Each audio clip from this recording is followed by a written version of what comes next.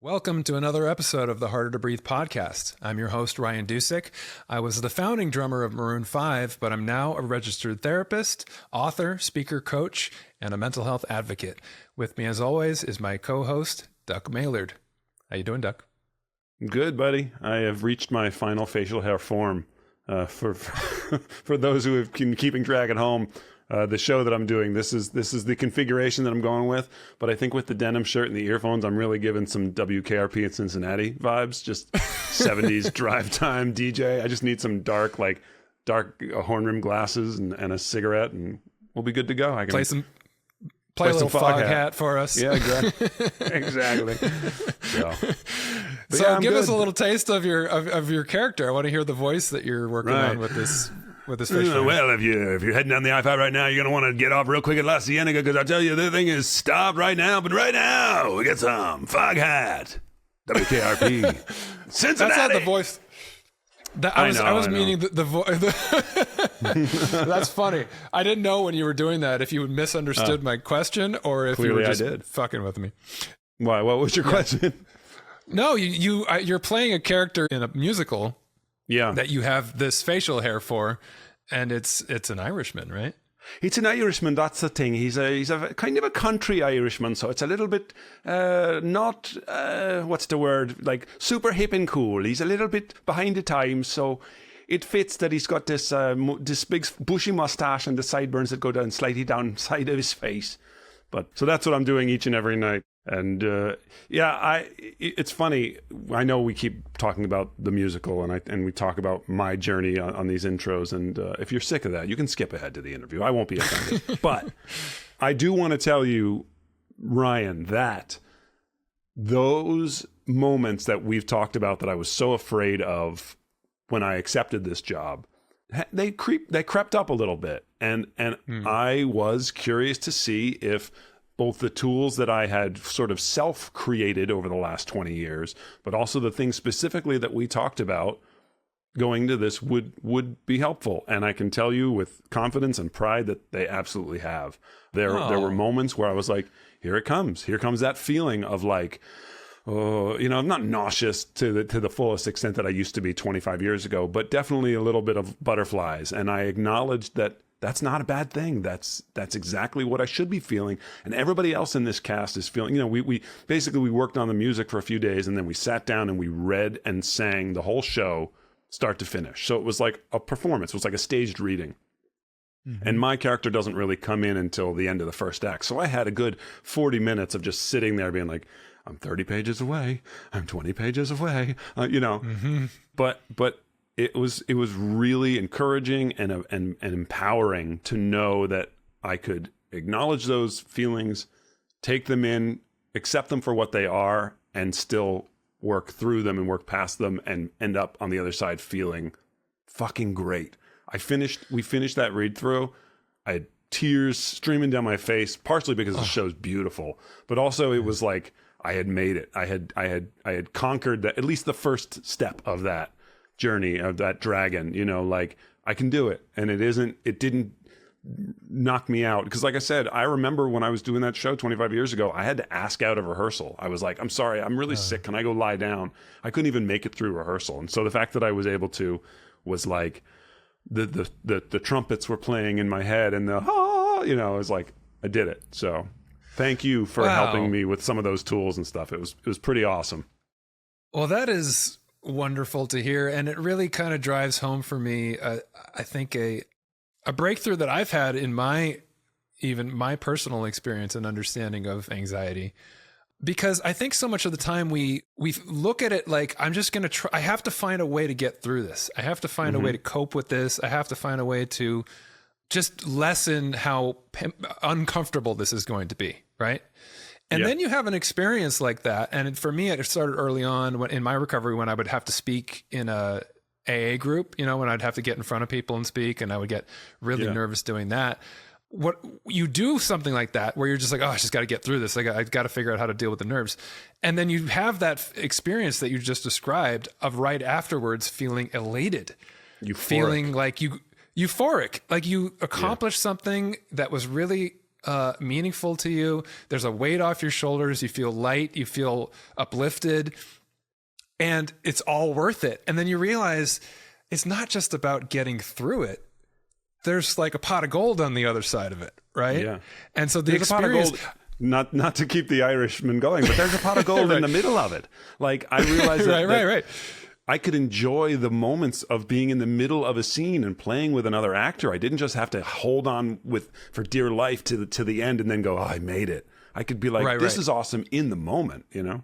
Yes. Yeah. And that's kind of the epiphany that I've had as well, is like, because of late, you know, we've been doing all these interviews. I've done interviews, you know, in my own career with my book and all that stuff, like promoting that. You're doing stuff separate me? from you.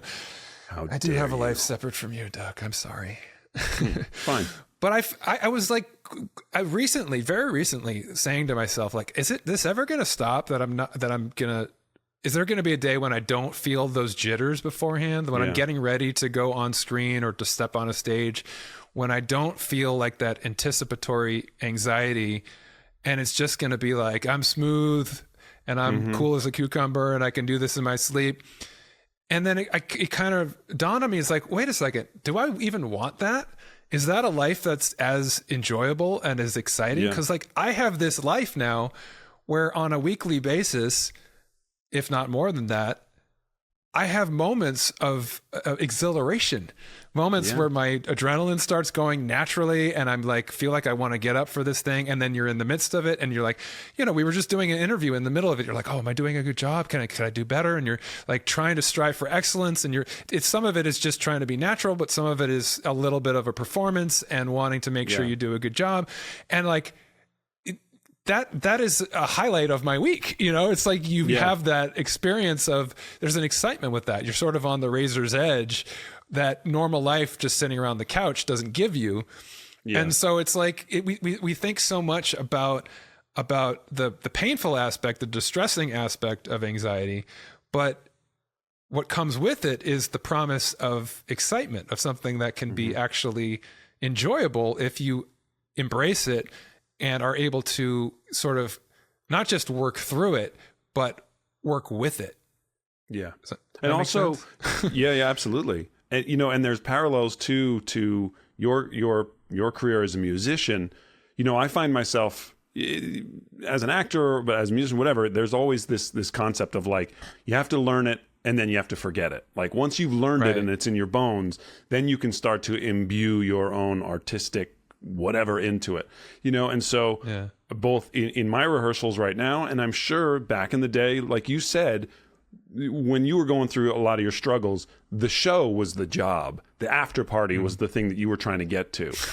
And I think that there is an element of, you know, I'm not a huge like Fish fan, but like there is an element to what Fish does on stage that is, there's no, you know, when those 20-minute jams start happening and all those guys are listening to each other and they reach a musical euphoria where it is not just the job, it is not just playing the same notes I played the last 30 dates, you know, that reminds us why we do that. And I'm curious if you experienced that either when you were playing with Maroon 5 or maybe if you were playing, maybe you came on to play with an opener and you were jamming and suddenly you're like, oh, this is not the job. This is that euphoria the pot of gold that I'm looking for because I'm listening and I'm enjoying the moment and I'm not just trying to get to the end of the show to get through it.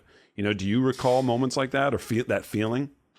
Yeah, and I think because I talk so much about the pain of the end of my journey with the band, a lot of that gets lost because, you know, it's sort of the distressing aspects of it and the pain of the grief that I had to go through is the setup for my recovery. And of course, that's the payoff that I'm promoting now is the recovery from those things. But I sometimes forget to talk about all the wonderful things that came before that pain in the band. Yeah. I mean, there were times when it was challenging, but when I look back on it now with the gratitude that I have for that experience, like the majority of it was great. And so much of it in the early years was just that. It was just the enjoyment of the process.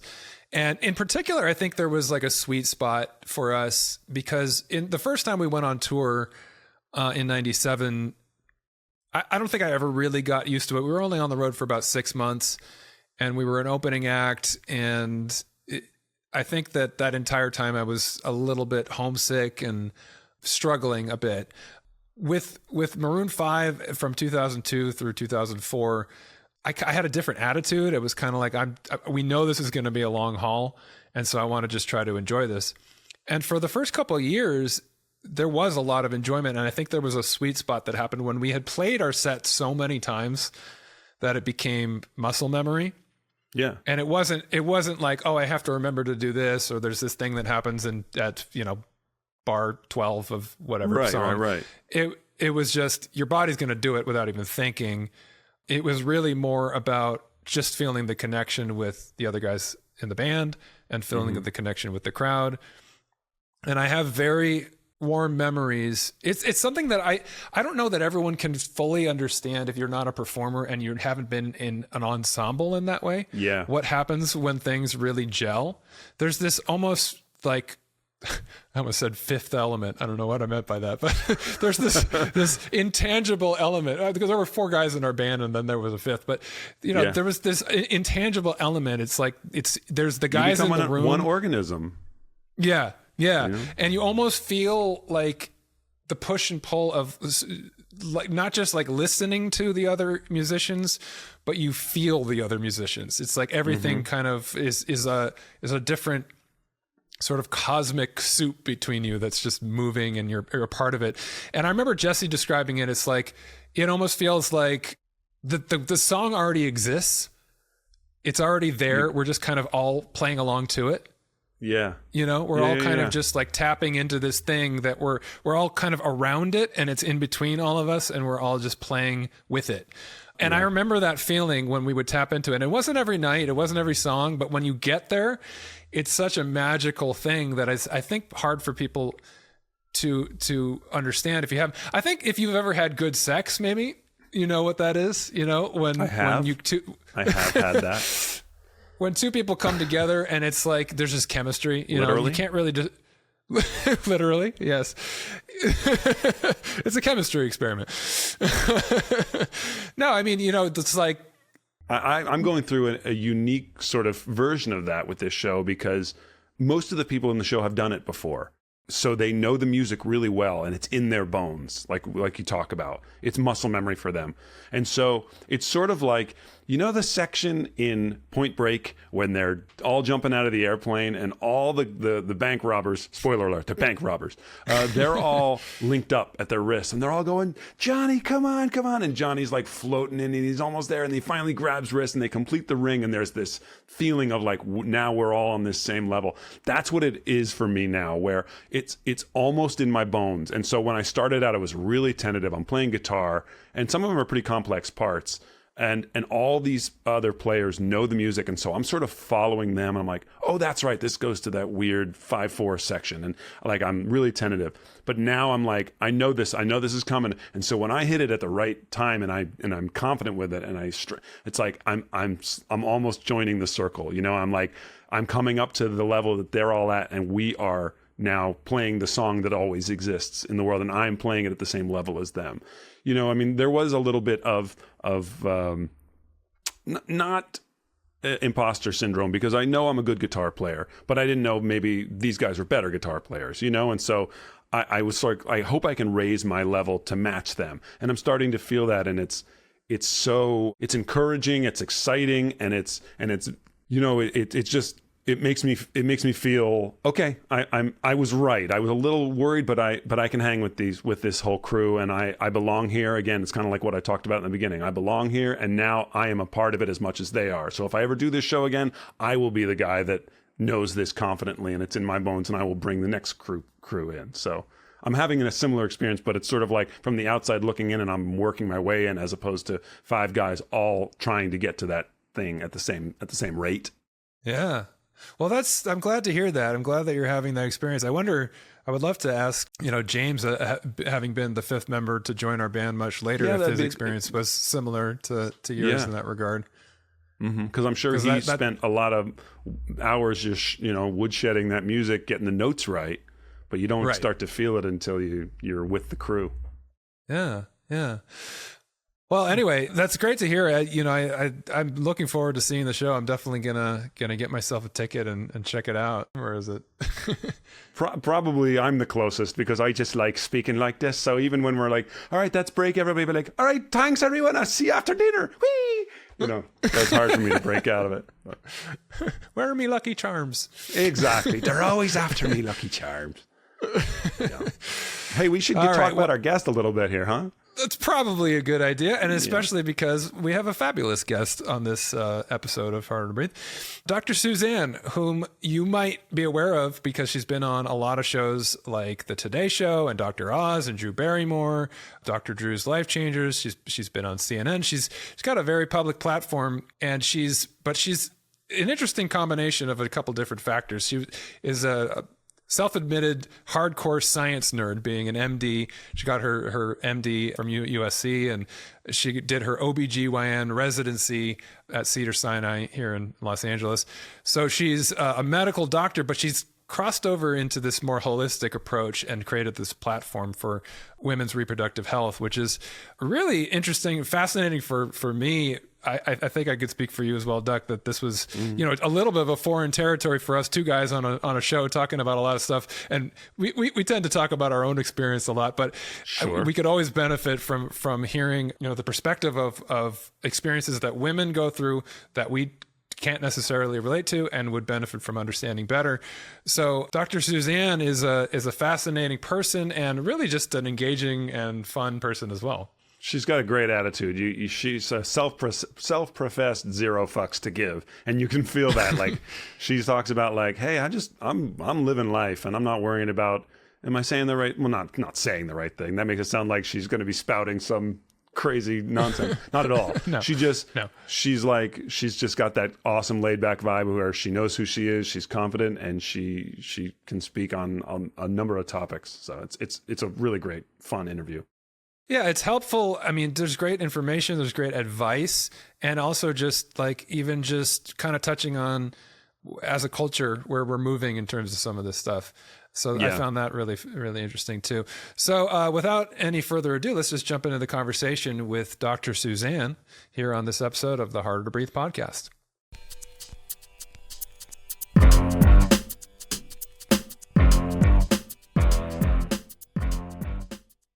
Dr. Suzanne, welcome to the Harder to Breathe podcast. Well, thanks for having me, Ryan. I'm excited to be here. We're excited to have you. Absolutely. It's interesting, Dr. Suzanne, can I just call you Suzanne? Yes, is that okay? Yes, okay, Suzanne. Yes. No, I'm sticking with Dr. Suzanne. It's like our radio call-in show. Dr. Suzanne. Don't mess with me, Doc. My But toe Ryan, you hurts. can call me Suzanne. No. Okay. Just me, not Doc. No, Doc, I feel bad. I feel bad. I'm glad we're drawing messing with boundaries you, Doc. early on. I'm just messing with you. No, it's okay. Okay. I would expect nothing less. Okay, good. So, Suzanne. Yes. You mean Dr. Suzanne? Oh, please, Doc. Okay. Sorry, no. Go ahead.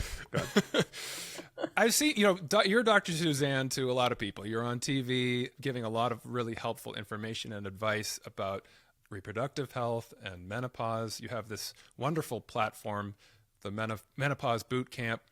And this is, of course, going to be helpful for me and Duck as people who are, A, not in menopause. Right. And Not B, yet. not yet. We're almost there. But, of course, could always use more information as men could about what women experience. Yeah. And so I think this could be really helpful for us. But I'm also just curious because I see a lot of stuff of you talking about what you do as both a clinician and as an advocate. But I haven't found a lot of stuff about you personally and how this is personal for you, as well as just kind of, I'm a therapist, so I want to make things personal. I want to dive getting right to the meat of it. So I'm curious, for you got an MD from USC, you're an OBGYN through UCLA and Cedars-Sinai, very accomplished. You've decided to pursue this holistic, larger perspective on women's health. Why was this a personal passion for you that you went into this field? What led you down this road? It's like, that's a great question. And when you're on the path, often you don't really know why you're on the path. Like you might think you know why you're on the path, or you don't even realize you're on a path. And I think that's what happened to me. And I think that's kind of, honestly, that's sort of been my MO throughout my life anyways. So really what brought me here was curiosity and compassion and a desire to challenge myself, to learn more, to serve. It's a combination of things, like everything. I mean, if I look at what really brought me like to the menopause space, it actually, so I do talk about personal stuff in my book, Menopause Bootcamp. I mean, I talk about my own experiences. And it's funny, I don't think I included this story because I don't think I thought about it. But very early in my career, I had, as we all do, I had mentors. And one of those people was and is a fantastic breast cancer oncologist named Dr. Philomena McAndrew. She's very, very well known and internationally regarded. And she was an attending physician at Cedars-Sinai when I was a resident. And when I came out of residency and I started practicing in my community, I was very fortunate to have these established docs who were referring patients to me to help me build my career. They trusted me. They wanted to support me. And she started sending me young breast cancer survivors to my gynecology. I was doing OBGYN still at the time. And I remember calling her and saying, obviously they need a lot of support and help. And there is a field called survivorship gynecology, which was really in its infancy at that time. But we certainly hadn't learned much about it. And I called her and I was like, I don't really know how to treat menopause. I think at this point, anybody who's paying attention has heard repeatedly that in even OBGYN, women's health focused residencies, we learn very little about menopause for a variety of reasons. So I was one of those people. And I called her and I said, I'm reading the literature, I'm trying to keep up, and I'm reading that, for instance, vaginal estrogen appears to be safe in a breast cancer survivor. Do you agree? Because I don't know anything about menopause. And she was like, I agree. I trust you. You're reading the medical literature and you're going to figure it out. That's literally how it started. And, I had a bunch of these women that were young that had been put into usually either surgical or chemotherapy-induced ovarian failure. And so there was a much bigger process going on there, right? You guys, like, there was grief over this loss. They were young. They thought they've got years ahead of them. A lot of them wanted to get pregnant. And I learned alongside them. And then, what happens if you're in a practice like I have been fortunate to be in, you grow with your patients. I have patients now that I delivered. So I've been in practice in the same community for 24 years. That's mind-blowing. And I started getting older and they started getting older, and I just started filling in my deficits in that area. And at the same time, as you mentioned, as soon as I finished residency, I had like a on and off yoga practice, like many people do and did. And then I was a young mom, starting a private practice, like trying to figure it out, and really stressed out actually. And I took a meditation course, and from there I discovered Ayurveda, which is the ancient holistic medical paradigm of India, similar to Chinese medicine in many ways. So I already had a reputation in the community for being sort of like different, open-minded, deeper toolkit. So that was already kind of going on. And I just sort of combined the two and did what I needed to do, which was serve my patients. But also, let's be honest, I was serving myself. I was really curious. I was like, oh, what's this about? What's the evidence? Is there evidence for these herbal medicines? Is there evidence to support what seems to be common sense for a holistic approach? So, and who knew that I'd end up publishing a book and doing all these other things and being a part of the Menopause, which if you haven't heard about it, I'll tell you about it. Like, it just, I think like, and then of course I had my own experience. The crazy part was that then I became a premenopausal breast cancer patient myself. Oh, wow. So then I got to make that call to Dr. McAndrew and tell her, hey, guess what? Can you take me on a patient? So that was almost 11 years ago, and I'm great, but that was a really huge influence on my practice as well, because I understood things from more than one perspective at that point. I was now a patient and a doctor, and I just put it all to work, lemonade, right? Real quick, what are some of the reasons you said, for a variety of reasons, that menopause is not really touched upon in that practice. Can you touch on some of those reasons why that seems ludicrous to me? It's if you're going to treat the full life of a patient and the full arc of a patient, that includes menstruation through. Yeah. Right, like 51% of the population is female-bodied, okay? And the average life expectancy in North America or the United States is something around 81. I mean, it's shifted with COVID, but it's around that.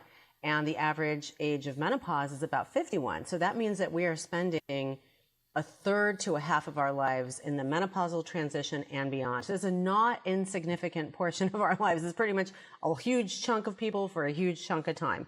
And there are a lot of, let's forget like the ethical and, moral imperative that I think we have as physicians, but just like economically, like there's just a lot of other impacts. Sure. So yeah, great question. It really is coming from a combination of places. One is time constraints, right? You have 4 years to learn how to take care of women, including pelvic surgery, including all of pregnancy care, including all the complications, all what we call in medicine, the zebras. And that stuff gets focused on. Also, most of your specialty training after medical school is in the hospital system. So even though outpatient medicine and, office practice, which is what most of us are going to wind up doing, is part of that training and should be a focus, the reality is that you are in a specialty care environment and there's just only so much time a person can focus. But there's no way that there isn't misogyny and ageism baked into it. And we have a lot of systemic problems with white supremacy and every other ism you can think of. And on a good day, I feel that it's unintentional and that people don't know what they don't know. And on a bad day, I feel like, no, it's about oppression, because there's nothing more dangerous to patriarchy than a woman who doesn't menstruate and can't get pregnant anymore and has wisdom and experience and self-confidence. So I personally, I've said it 4 times now in the space of 5 minutes. Like, I really, truly am here to serve. I am. I want to help. And I think most older women, that's what they want. They want to be productive members of society, and we have much to offer. If you look at indigenous cultures, older women are revered.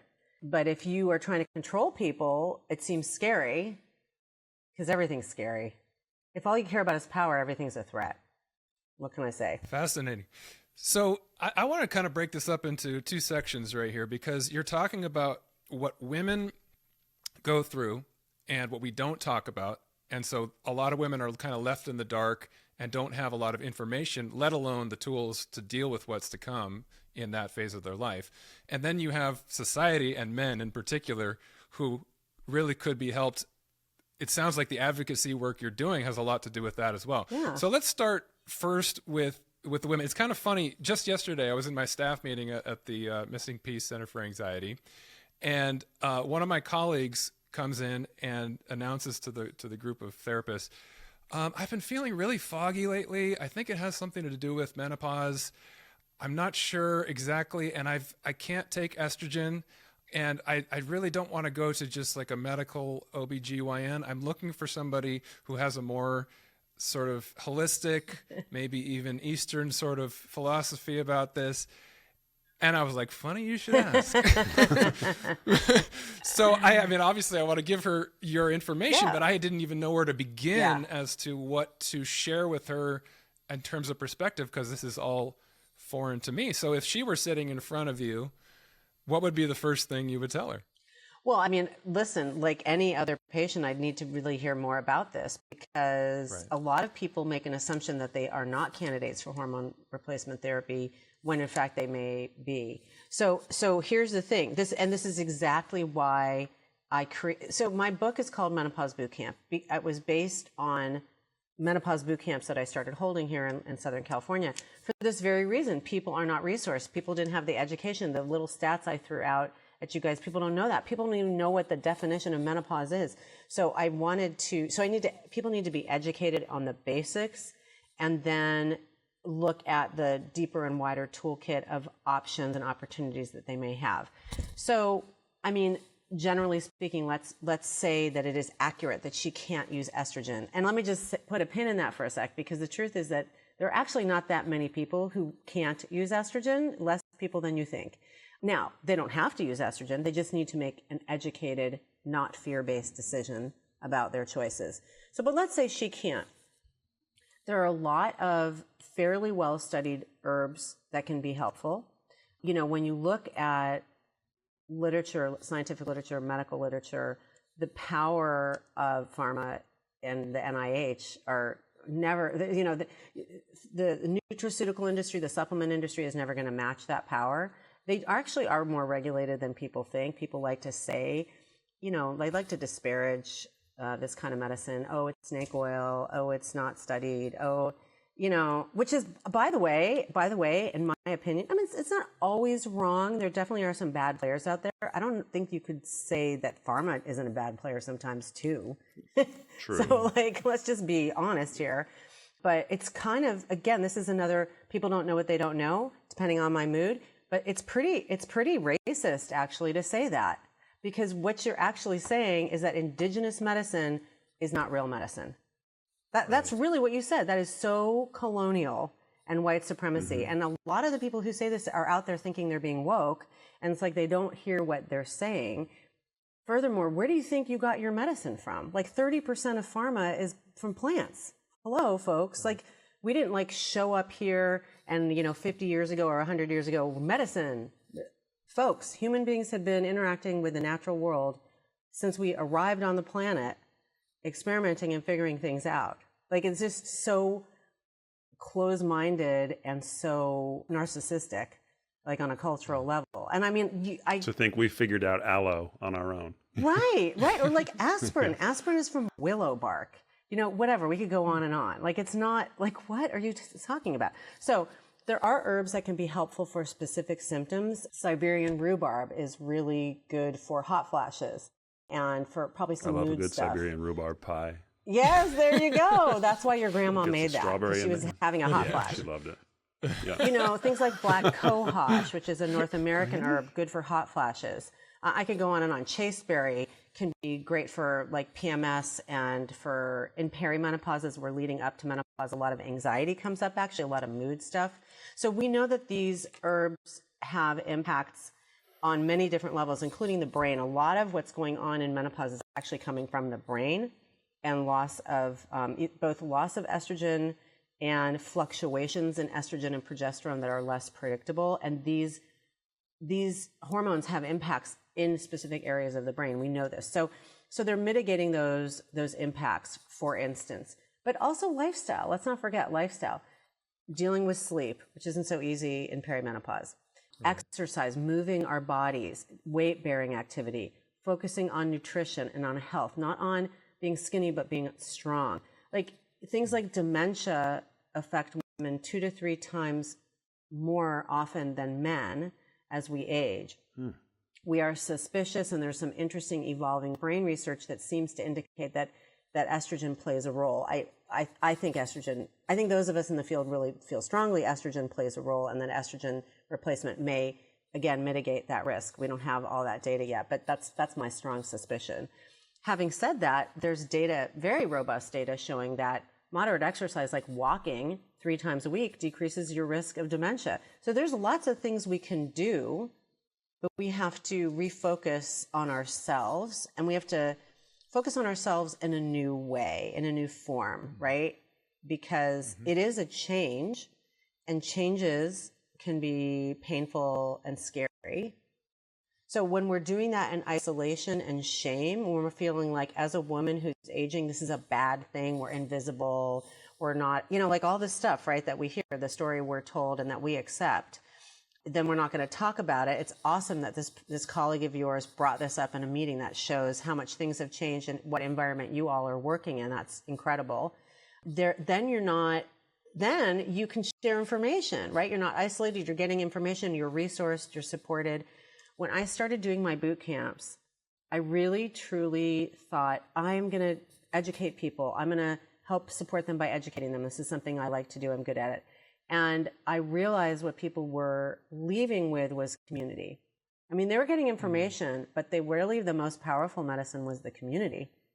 Not to mention that women kind of get it from both ends in terms of, you know, as they begin menstruation in puberty, they're taught that it's kind of gross and kind of private, and they're not given the resources. We can see how much pushback there is on you know, public funding of menstrual products and bathrooms and things like that, but also just that it's this sort of very private thing that you and your mother share, and she's going to teach you how to deal with it, how to hide it. Yeah. And then on the other end, when it ends, suddenly you're used to the society is lessened, and we don't understand, you know, we don't even understand that as much as we understood the grossness of of menstruation. So it's like you get it from all ends, where no one wants to hear or be a part of the struggle that you go through for your entire reproductive life. You know what I mean? It's rough. I'm apologizing. Oh, but it's not. For men on the I whole. accept your apology, but it affects you guys too. That's the other thing. I mean, and one of the things that from the beginning I've really thought a lot about has been, because from very early on, people would say to me, "Oh, could you do this for my brother, boyfriend, work partner, whatever it is?" I mean, most women have men in their lives. Most men have women in their lives. I mean, we all interact with each other in some way. And, you know, the thing is, we start with the person who's going through the experience first and support us. Yeah, right. But like, you guys you need to understand what's going on too, so that you understand what is going on in your workplace or at home or whatever it is. I mean, we're in early days, we're working on it. And I think that, God, I can't believe I'm about to say this, but I do think that the younger generations are just way better at talking about these things in general. I mean, I don't know. I have, you know, a 23 and a 26-year-old, and they're just, I mean, yes, they were raised by a gynecologist, but, you know, but especially my son, well, both of them, they just deal with things differently than we do. They're raised in a different environment culturally, and I think men your age too. Really very different than men my age. I'm making a big assumption, but I know I'm older than you. So it's changing. Things change. We're men. Duck and I are both men in our 40s, and we both have female partners in their 40s. Duck and I are different in that Duck and Jess have had a child, and I delivered have at not. Cedar Sinai, by the way. Oh, of course. We'll talk. I'm sure I know who delivered them, but anyways. Okay. I was delivered at Cedar Sinai, but that was a long time I ago. was delivered at Cedars of Lebanon before it was, which is now Scientology. Anyways. Yes, my brother was born there as well. Yeah.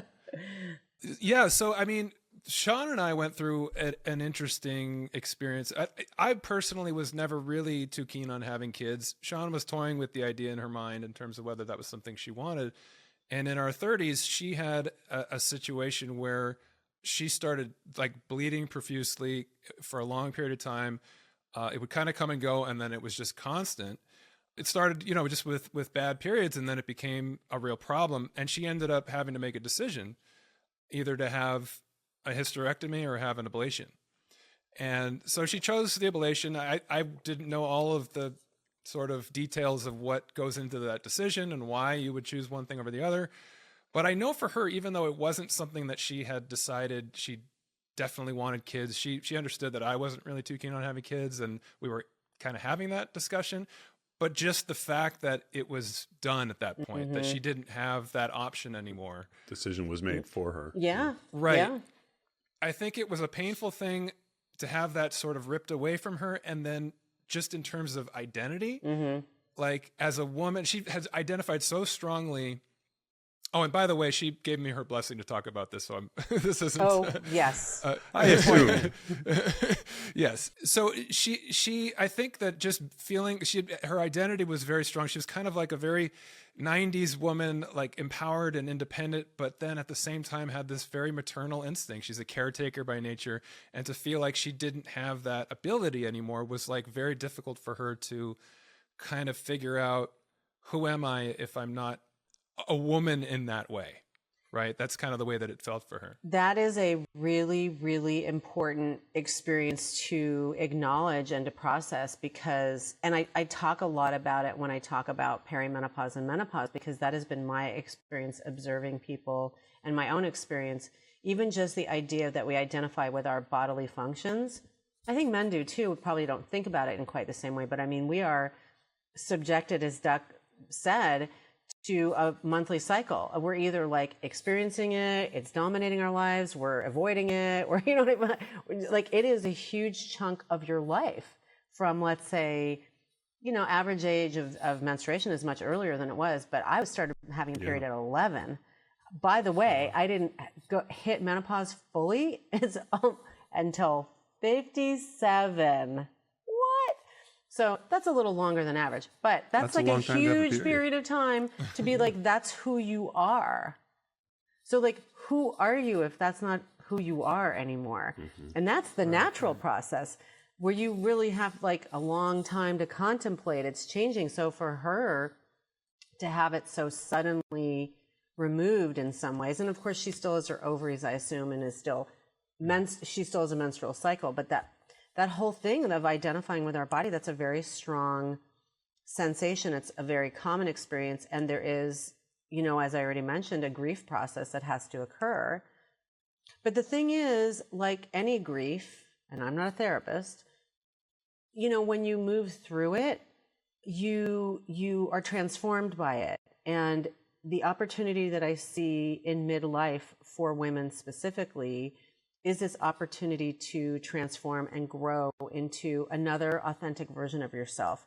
I don't think it's a more authentic version of yourself. It's just another version of ourselves. Human beings aren't static. We don't stay the same. And there is some like interesting stuff like this thinking about like who we are before we start menstruating as little girls. And there's a lot of research on confidence levels and things like that in younger girls. And some of it is because of what starts happening in school and the way we're treated. Some of it's our bodies are changing, our boys' bodies are changing too. But some of it, I think, is hormonal. I mean, like I mentioned, the hormones have a massive impact on your brain. And it's like you kind of, my experience is sort of interesting. I mean, I haven't really done enough work to tap into like, how did I feel at 9? But, you know, there is this like theory that we return to this pre-adolescent state in terms of our level of security and confidence in who we are, and like lack of artifice in our presentation. And that's Do you mean in menopause? Yeah. And it's kind of interesting. I mean, I have jokingly, but not jokingly said to people in the last year, because I literally, this is like weird, but I had so menopause, we're going to put a definition in here, is it's a day. It's the day that you reach 12 consecutive months without a menstrual cycle for no other reason, right? You know, like your wife is not having a menstrual cycle, but no menstrual cycle for 12 consecutive months between the ages of 45 and 55. Okay, I already told you. I reached that day on my daughter's 23rd birthday last year, which is so crazy. And I have since noted that the like mood stability, frankly, that I have experienced, and just sort of the like, I'm just so much more chill, and I'm like not really a very chill person. So you can imagine how not chill I was before. Just like my level of confidence and chill, which may sound really strange to you coming from me. Like, I'm like, this is how dudes are all the time? Oh my God. We get so much accomplished, and we're like fending shit off. Like, including it's coming from inside the house. Like, I'm just being honest about my experience, okay? It's remarkable. Okay. Yeah. So there's something good at the end. There's something good at the end is what I'm trying to say in a very long-winded way. The concept of you know, our self-identity, our identity being defined by whether it's a physical, you know, aspect, which is something as a breast cancer survivor is probably also that comes up for women if they're having mastectomies, or a hysterectomy, like you said, Ryan, where, you know, what is it that makes us a woman? What is it that makes us a man? Obviously, that's a bigger conversation than just here, but yeah, I mean, there's so much tied to that, and like you say, for men, it's not quite the same. I mean, I guess the equivalent would be erectile dysfunction, which, thank God, medical science has donated and dedicated 100% of their energy to solving. I'm not mad at that luckily, either. We did not have. Yeah. but yeah, there's a lot you know that goes into that definition, and I would imagine that menopause is just one of those many factors. But we have an opportunity to rewrite that narrative too, right? Like I said, like to me, it's another transformation. It's another evolution.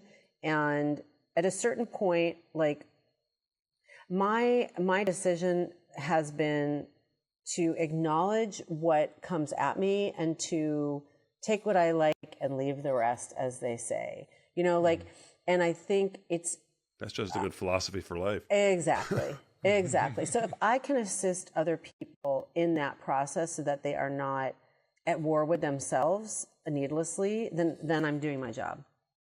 So what can guys like me and Duck do to be a part of the change that you're seeing in terms of the way that we address these things?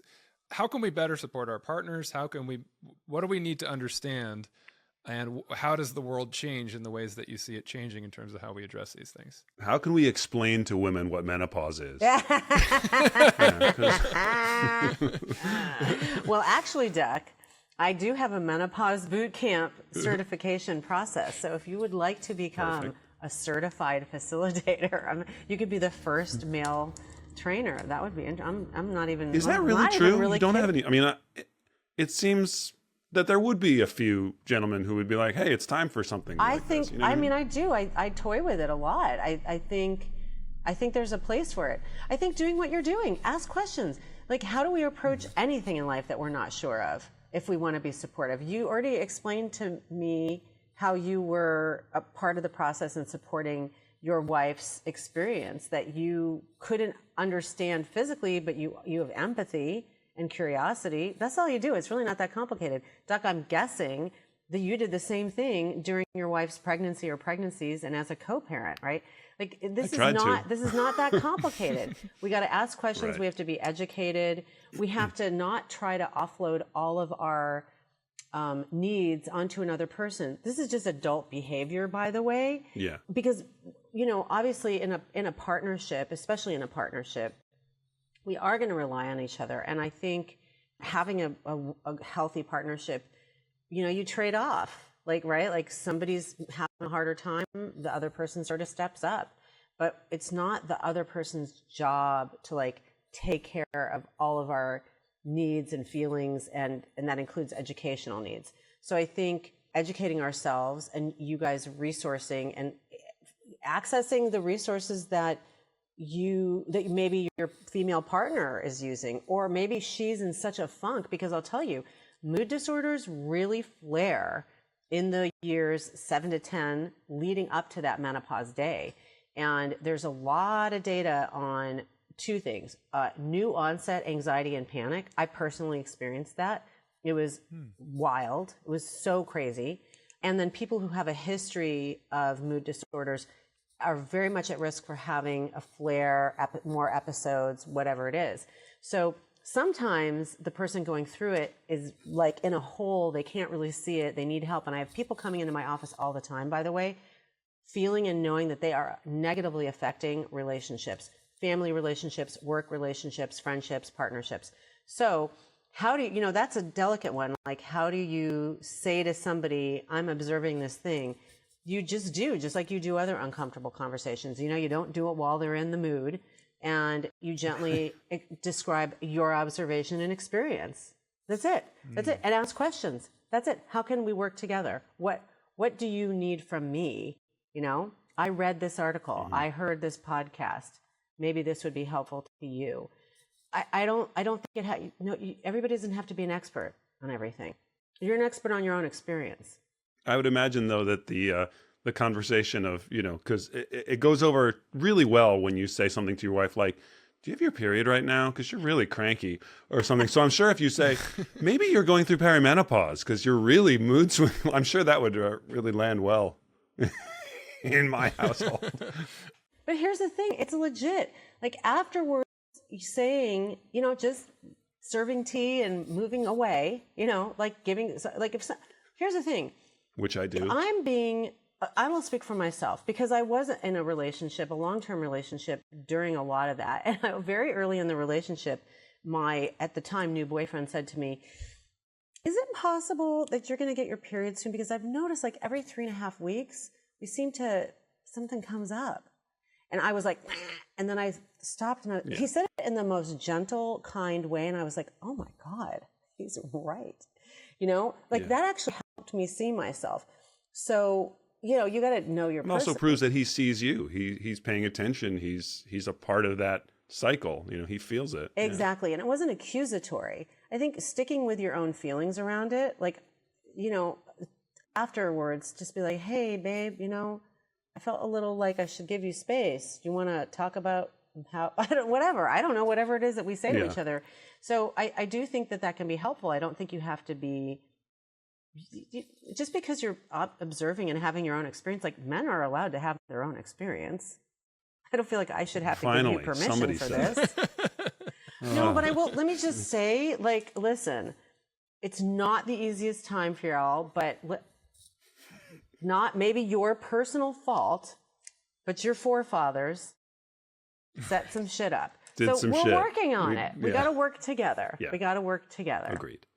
We tend to, you know, as history goes, make big mistakes and make mistakes in trying to correct for those mistakes, right? We overshoot the mark, and then we all have to work together eventually to try to find the happy ground in between those extremes, right? Right. And it's interesting to me. You were talking earlier about, you know, the pushback between Western medicine and Eastern medicine. Yeah. And I've just kind of had that in the back of my brain, thinking about this sort of binary thinking that we have a lot of times, that it's either one way or the other. And what I love about the things that you're talking about is that it's very holistic. You're not just like talking from the perspective of like an Eastern philosophy or just from the perspective of, you know, the Western medical model, but you're talking about mind, body, and spirit. You're talking about empowering people. And as a therapist, we talk about it in terms of, we refer to the biopsychosocial model, or We do too. Yeah? Yeah. Okay. Yeah. Or even biopsychosociocultural model. And what's occurring to me in this conversation is that all of these different elements of the hormones, everything that's going on biologically in your body, to the relationship that you're having with your partner, with the people around you, in your family, in your community, the cultural elements in terms of how we see these issues, how we address them historically versus how that's evolving now. It's all relevant to the way that the individual experiences the thing that they're grappling with and how we best support them. And so I don't know. That's just something that observations. There's not really a question there. Just that to me, that's the best way to kind of start that conversation, is to recognize that it's complicated and there's a lot of different facets. Yeah. There's 15 different pieces that all have to be addressed in their own separate way to kind of treat the entire person, you know, mind, body, and soul, like you say. Absolutely. I totally share that perspective. And I think, you know, it's really interesting as you were saying all that, I was thinking about my own. So, you know, in college, because I can't focus on one thing, I did, in order to graduate, we had to do an honors thesis, right? So I did my thesis on, I majored in social psychology and had a minor in art history. And my whole interest was in that. It was around, I dissected a particular artist in the context of his own personal life and the life of the community and the culture at the time. I have always been interested in this, always. This is like my life's work. This is what turns me on. This is what lights me up. So, you know, I think we take these life philosophies and we can apply them widely. It works for me. And I think when people can have both the micro and the macro, they can, to me, it elicits more empathy and compassion. I don't know. And I say this all the time, like, look, I practice medicine, I do surgery, I prescribe medication, I believe in all of it. But the reality is, if I look at what I do most of the time, and again, it comes back to my experience with the boot camps, the medicine is the words are the medicine. Us listening to each other is medicine. You know, it's really, that's where a lot of the healing comes from. So what is that? That's just feeling heard and seen. I'm telling you, people wait. I mean, I don't want to hurt my practice, but people wait 6 months to see me. Most of what we're doing is we're just talking through stuff. And for sure, I'm giving them, you know, feedback, and we're coming up with a management plan. But I swear to you, most of what's going on is that I'm just interested in what they're saying and I'm listening to them. That's it. I love the concept that you said about the micro and the macro, just in our lives in general. You know, we have a certain skill set that we use for the world, you know, whether it's politeness, whether it's, you know, being efficient at work and things like that. But then also the micro of individual relationships, individual responsibilities, job, things that only apply to my career versus your career.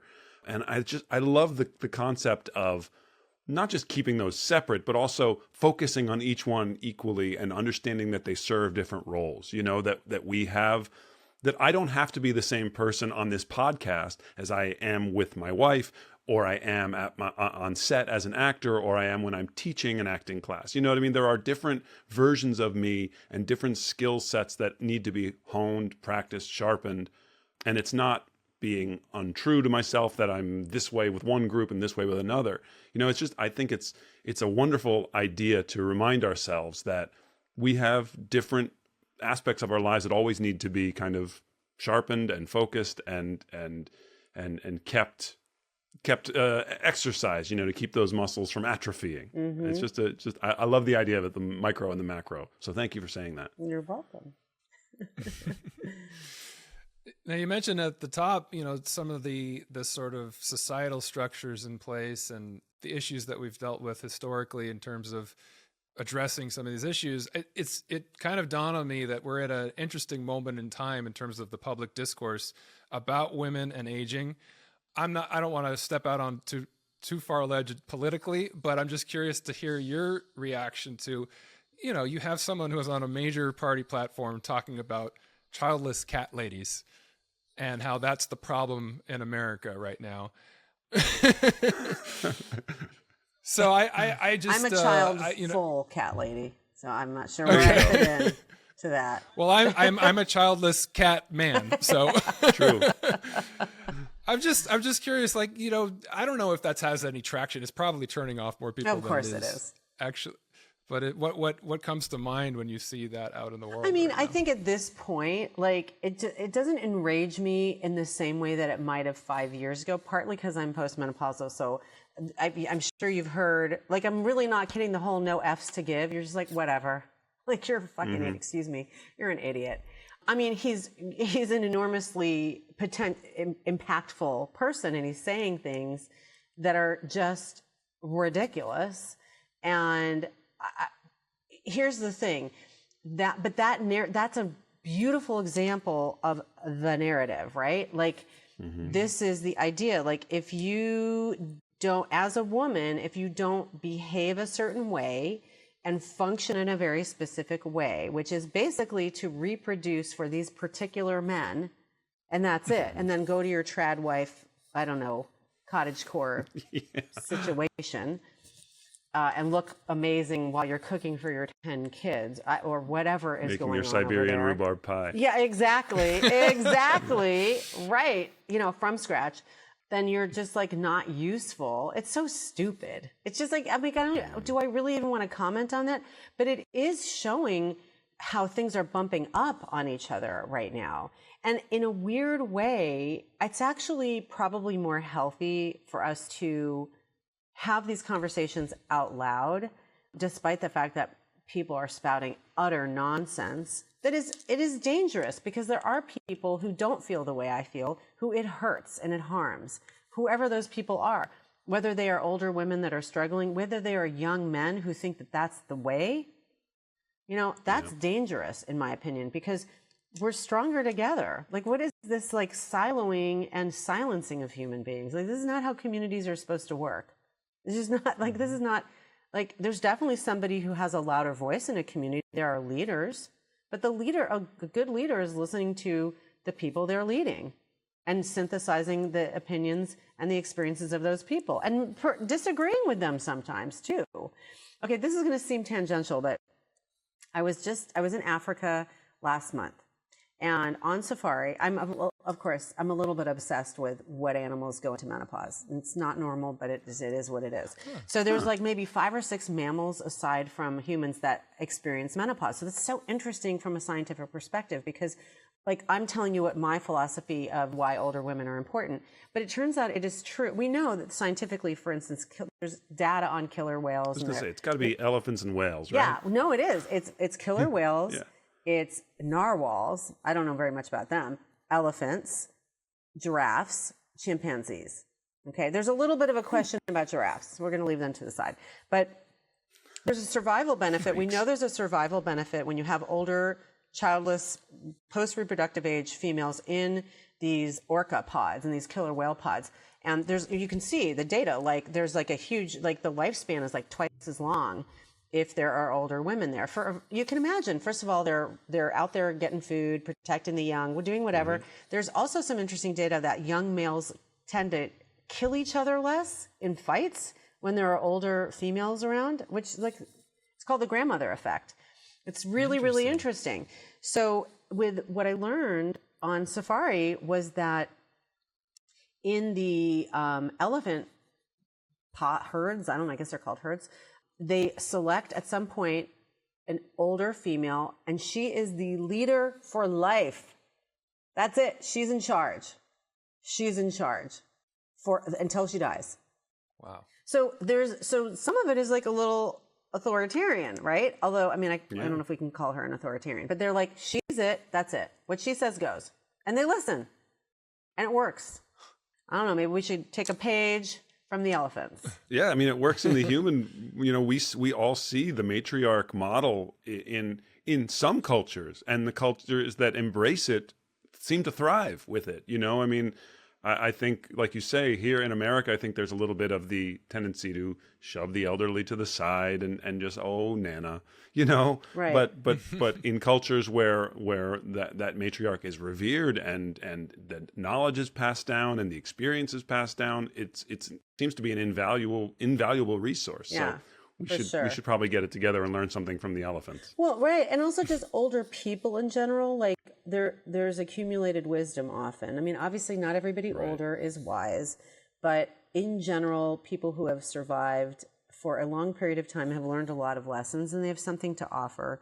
So I think just this narrative also that if you don't have children, you're somehow useless, that's just absurd. It's just, I don't even know where to start with that. Like, that just seems so obvious to me. But again, that particular comment is really, really pointed. And I think in that community movement, whatever, it is really about women's role. This is the role. It is it. You are here to make babies and take care of us and them. Yeah. And that's it. We don't want to hear anything more from you. That's it. So if you don't do that, you're useless. But again, it's like I started at the top of the conversation. I mean, that's about power. And when there's a power struggle, there's always going to be a loser and a winner, rather than like this collaborative, a rising tide lifts all boats, which is really more my motto. Mm-hmm. It's been working for me. Yeah, but who's really benefiting from that status quo? I mean, the fact that we treat women that way and that we sort of disregard the elderly, like, what power structure is really benefiting from this? I know it's convenient for white men to keeping men in charge. Yeah, in charge. Yes, but we're missing so much. I mean, like, I feel like I'm talking about myself more than usual in this conversation. But I grew up without grandparents. All of my grandparents passed away before I was born, and I know that both of my parents obviously feel like there was something that was missed, but I didn't know what I was missing. That was just my reality growing up. But it's now that my parents are aging, they're approaching 80, they're their late 70s. And I'm sort of in that sandwich generation time period of midlife where you start to realize, like, my responsibilities are shifting to, caretaking more in terms of my aging parents, and the relationship change. It's just like, I don't have any perspective for what that is, because I didn't have any experience with them doing that when they were my age.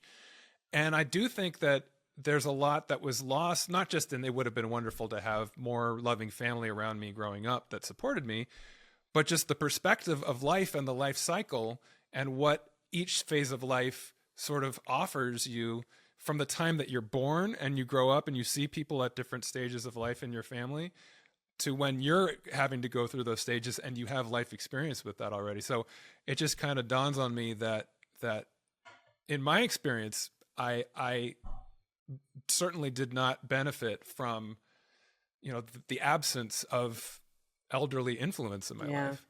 Yeah. And you kind of you don't know what you don't know. I mean, I'm assuming you had other people in your life who had grandparents and, you know, like, so in my family, my grandparents moved here from Chicago when I was like 11 or 12.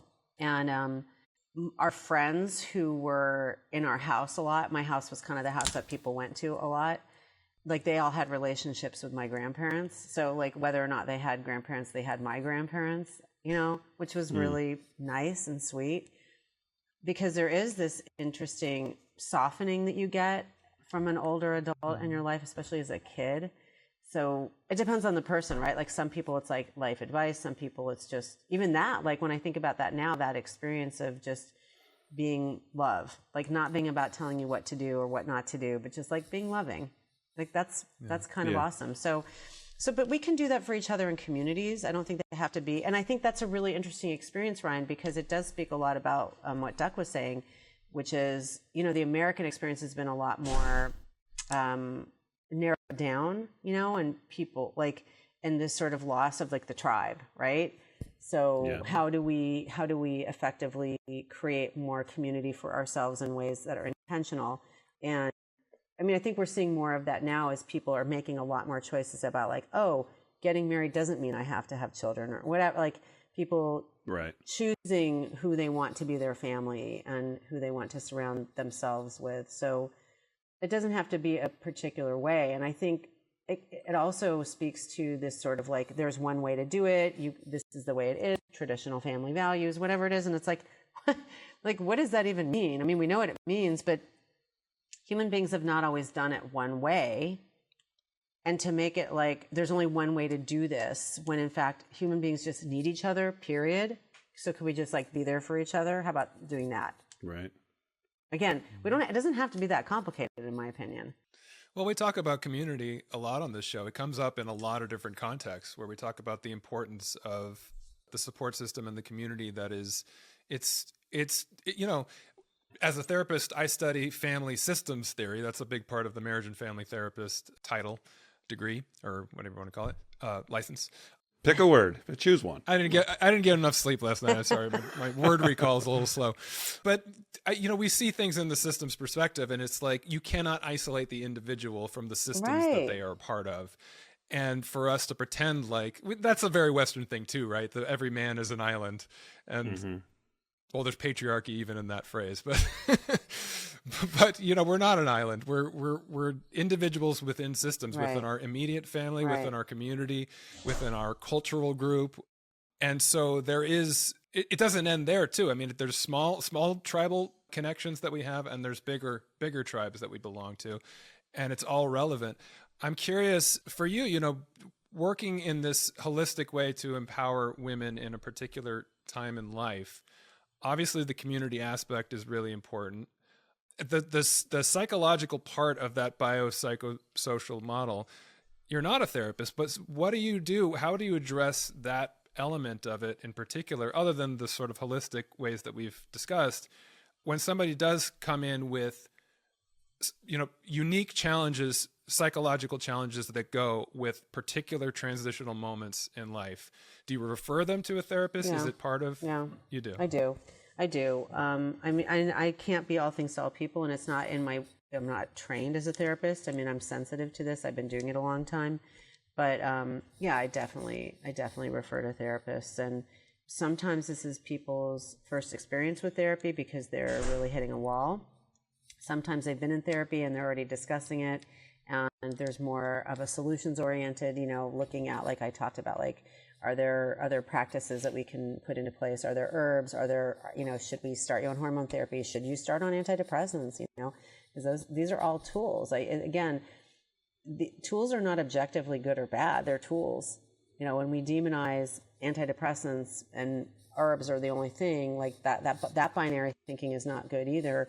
And because of my background and because of the community I'm in, sometimes I see that. It's kind of interesting, right? Like people really struggling with being pretty educated about stuff, but like talk about identity shifts, right? Like I have a lot of patients who are like, but I'm a person who doesn't take medicine. And I'm like, well, okay, maybe you can do whatever you want or need to do. But I had this conversation yesterday, actually, where this happens a lot, where people will come in, I offer them, options. They will frequently say, I'm gonna do the lifestyle stuff, really dig in. I'm gonna work on my sleep. I'm gonna do herbs. They're gonna come back in 3 to 6 months, and they come back and they're like, oh my God, I can't. It's not working. Give me the drugs. It isn't just like, you can't really white knuckle through this. You can try, but I wouldn't recommend it. And I said to this particular person, because she felt almost like a failure. Like, I want hormones. Oh my God, I'm ashamed. And I was like, this is something to unpack, right, in therapy. Like, I definitely would recommend that to somebody. But I said to her, so when the hormones, you were making these exact same hormones in your ovaries at different amounts a year ago, 5 years ago, like, were you mad at it? Was it unnatural? I mean, I get where she's coming from. I really do. But it's like, sometimes we have to just evolve our thinking around it. Mm-hmm. So yeah, that was like not really answering your question. But therapy is a very important part of the toolkit. Like, very, very. Absolutely. All right. And on that note. Doc, you have any other questions for Dr. Well, Suzanne? I mean, I actually do have a question, and it's going to sound like I'm leading to a joke or something that I'm not. Something I'm honestly curious about is sexuality. I knew you were going to ask, and I was hoping you were, because I was like, we haven't talked about sex. Okay. Just because I look like a particularly sexual guy, is that why you thought you're like, this guy is just exuding sexuality? Yeah, but I am curious about it, because if you do hear about anything in menopause, and I think it's another testament to the way what this culture values. You're like, women can still be sexy and active, postmenopausal, but I think that's something that's important and should be addressed and should be celebrated. So can you talk a little bit about that? Yes, because we kind of made a little bit of a joke about it earlier, but it is an incredibly important thing. And I think, again, it's complicated. This one is a little more complicated because we have this weird, over-sexualization of younger women. And then there's this weird age gracefully, you can still be sexy. And not everybody feels the same way about this. So here's the bigger picture for me on this is, again, people having agency and doing how they want to do it. Right. So, right. But having said that, there's a lot of fear around losing that part of our lives. And some of it is because we don't feel like we're valuable as women if we're not sexual in a very specific way. Like, we're not seen as sexy, we're not desirable. Mm-hmm. So that's a little complicated, right? Because that's about the gaze, the male gaze, basically. Right. But, for me personally, sexuality is personally important to me. And I think there are health benefits to it too. So I try to create a safe, educated container for my patients around that, because I do have a lot of people who come in and who are disturbed and concerned about loss of libido, painful sex, these are consequences of hormonal changes. I mean, there are tissue changes. So they enjoyed that part of their life. That intimacy is really important to them. And they are upset and scared and worried. And there are solutions for all of it. If you want to retain that part of your life, there are so many things, whether it's vaginal estrogen, whether it's sex therapy, whether it's pelvic floor physical therapy, whether it's testosterone. There are things you can do that are healthy, safe, effective, scientifically backed, all that stuff. But I also have people who are kind of look, I've been married for 30 years. We love each other. He's got erectile dysfunction. He doesn't feel that sexy. I don't really want to have sex anymore. I'm just not that into it.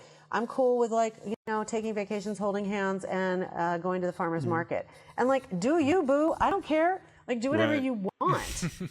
So I think that's still sometimes intimacy, even if it isn't sexuality. Right. The problem becomes if you are partnered, that if you do not have the same ideas and you are not talking about it, this is nothing new than any other time in a relationship. If you have different ideas about things and you're not communicating directly, that's where the problem happens. Resentment. And Yeah, exactly. So, and like guessing and, second guessing and making assumptions and, all that stuff. So that's where the problem happens, and that's fixable if people are willing to fix it. If they want to talk about it, they can talk about it and they will come to some kind of a conclusion or not. And then there's people who, obviously not everybody's partnered and all that stuff. So the thing is, there is a solution if you want to find it. If your MO has been to avoid confrontation, again, nothing new in this part of your life than any other part of your life, that's probably not going to work out very well. I think there's also that the identity element that we talked about earlier. It's like whether it's cultural or it's just part of the aging process. Like we associate sexuality with youth. I mean, we're confronted with images of what sexuality is, and it's always pretty young people. That's what we associate with sex. And as you get older, I think even as a man, there's a reason why men go through midlife crises, right? It's like all of a sudden you have those first feelings of, oh, I'm not quite as virile as I used to be. I'm not quite as strong as I used to be. What does that mean for me? Like, am I still an attractive sexual being? And I imagine that for women going through those changes at that time in their life as well, especially because our culture is so fixated on the identity of sexuality being youthful and being about that sort of thing, that it could really affect your confidence. And that could be beyond just the hormonal changes and the physical changes that happen, just not, you said, just not feeling sexy, not feeling like you necessarily want to be in that space or interact in that way, because it's not what you associate with your sexual identity as being older and having that desire. Well, and while you're going through these physical changes too, they are really disruptive and uncomfortable. And so sex may not be the first thing that you want to do. I mean, it's not even just like, I don't feel sexy to anybody else, but you don't feel sexy to yourself. Like you feel like you're not sleeping, whatever, you have dryness, you're bloated, whatever it is. Like people don't physically, if you don't feel well, often you just like don't want to have sex. So it can and then there can be that shift. Like when you talk about, well, how can we support our partners? That shift can happen in a relationship. And again, that's why it's so important to have the conversation, because your partner, male or female, may think it's them. Like something's going on with, your attraction. And it's like, no, I just feel gross. Like you went through the pregnancy, like, there's a point in the pregnancy where people are just like, do not touch me. Or when you have young children. I mean, I remember feeling this way, and I delivered thousands and thousands of babies. But I mean, I know, and I know exactly, you're like, someone's literally on my boob all day. Like, I don't even want you. Please don't touch me. Don't want to be touched. I'm just saying that's not exclusive to, like we were saying, to a postmenopausal sexual relationship. That's marriage, or any relationship. Those first few months where you're like, I'm not, you're going to have sex that night. So you plan things and you shave the right things and by the time you've been with somebody for a long time, it's like, are we going to do this? We got time? We got the energy? No, not, and that's just finding the way that you fit together with someone, menopausal, postmenopausal, or otherwise. Right. So like you say, it isn't some big mystery. No, but the cracks in a relationship will show in that when there's a crisis of any kind. And I think you see what you're made of in a relationship as in terms of how you navigate it. Like, but it really, it definitely can take a toll, because as you noted, there's like all these different competing stories, and it starts to become very confusing. Like, where is it coming from, and what do I really want and need? And people often need to take some time to sort of re-investigate who they are around that as well. It's really, listen, I mean, that's a really interesting and fraught subject. I mean, I was married for a very long time, and then I was in a long-term relationship that ended about a year and a half ago, 2 years ago. And I remember thinking, like, at that point, I'd already grown out my gray and all this stuff. And I thought, and I'm not lying about my age. And I was like, ugh, am I going to have to go back on these apps? And like 80-year-olds are going to want to date me. I mean, I'm in LA. So like even I had, and as it turned out, that's not even what happened. But I remember thinking like, oh, this is like going to be a whole different scene than like starting to date in my late 40s versus my late 50s. None of that is what happened, because the story you tell yourself is the story you tell is the story. And I'm in like an amazing, probably the best relationship of my life with someone that I didn't know in high school, but went to high school with. That's a different podcast. Oh, nice. Wow. But, and by the way, none of this was an issue apparently. But online, where it's really like superficial, you will hear women talk about that. I know men talk about the superficial stuff too. This is everybody. But I thought about it. I was like, ugh, I'm going to be gray now online. But it sounds like the bottom line, both with what we always talk about on this podcast when we're talking about mental health issues, anxiety, and what you are talking about is conversation, open, honest conversation with your partner, with your doctor, with your community, just getting it out there and saying, hey, I'm struggling with this and I need help. And whether that's like you say, your partner, your doctor, your therapist, your priest, your rabbi, whomever, just having the courage to begin that conversation can solve, I don't want to put a number on it, but a great, huge percentage of the feeling of being alone, a feeling of not knowing what to do next. We always encourage our listeners, our viewers, just talk about it. No matter who it is, just verbalizing it, putting it into words could help you kind of clarify what you're going through. And you'd be surprised how eager and willing your community is to step up and help you. I think in a broad sense as well, what this conversation has brought up for me is that I believe life is a series of transitions. We all are going through one transition after another at different phases of our life. And some of them are unique to us, they're to the individual, or unique to our sort of cultural markers of where you have, like for me, I was bar mitzvahed at age 13. That was a certain transition, becoming a man at that age, and it might be different in a different culture. But some of them are just biological. They're things that happen at certain phases of your life that change things for you. And the best way to navigate them, number one, individually, is to have self-compassion, to understand that this is something that I'm going through, and to have the best information, the most helpful information, and the best support.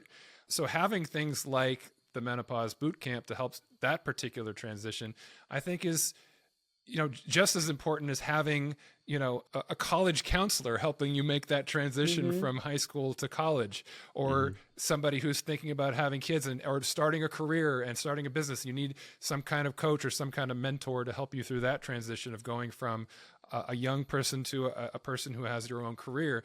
Like, I think it's just having these conversations and having people like you, Dr. Suzanne, who, you're addressing something that is just a part of life that, half of the population goes through. It shouldn't be that as rare as it is, but I'm very glad that what you're doing exists in the world. So thank you so much, first off, for just being you, but thank you for coming on our show and having this conversation with us. Oh, thank you guys so much. This was so wonderful. And thank you for doing what you do, for bringing attention to people, like focusing on their mental health. Yeah, it's huge. It's everything. And be sure to log on to our Instagram post where we'll put the recipe up for that Siberian rhubarb pie. Yeah. Duck's grandma's Siberian rhubarb pie. Granny Ruru's rhubarb pie. Yeah. All right. On that note, thank you for tuning in for another episode of the Harder to Breathe podcast. We want to thank our guest, Dr. Suzanne, and tune in every Tuesday for new episodes. We'll see you next time on the Harder to Breathe podcast. Take care.